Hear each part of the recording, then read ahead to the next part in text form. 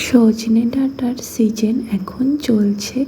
তো এরকম কচি কচি সজনে ডাঁটার যদি এরকম রেসিপি করা হয় তাহলে কিন্তু দুপুরের লাঞ্চটা এই গরমের দিনে জাস্ট খেতে দুর্দান্ত লাগবে। এখানে আমি দুটো বড় সাইজের সজনের ডাঁটা নিয়েছিলাম, সেটাকে ভালো করে কেটে পরিষ্কার করে নিয়েছি। কড়াই গরম হয়ে গেলে কিছুটা পরিমাণ তেল ও 1 চামচ সর্ষে, একটা শুকনো লঙ্কা দিয়ে দিলাম। তারপর 1 থেকে 2 মিনিট মতন ডাঁটাগুলো আমি ভেজে নিলাম। ভাজা হয়ে গেলে ওই তেলের মধ্যেই আমি পেস্ট দিয়ে দিলাম।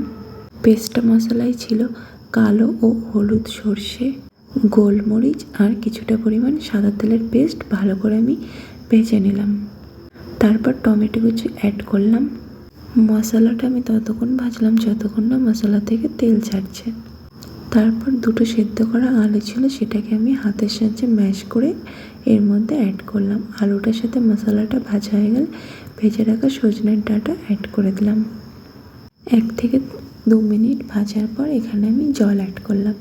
5 মিনিট ফোটানোর পর দেখো ডাঁটাগুলো সেদ্ধ হয়ে গেছে আর দেখতে ঠিক এরকম হয়েছে। এই রেসিপিটা খেতে কিন্তু জাস্ট দুর্দান্ত লাগে। কমেন্ট করে জানিও আজকের এই রেসিপিটা তোমাদের কেমন লাগলো। এখন এই গরমের সিজনে দুপুরে কিন্তু এরকম সবজি দিয়ে ভাত খেতে বেশ ভালো লাগবে।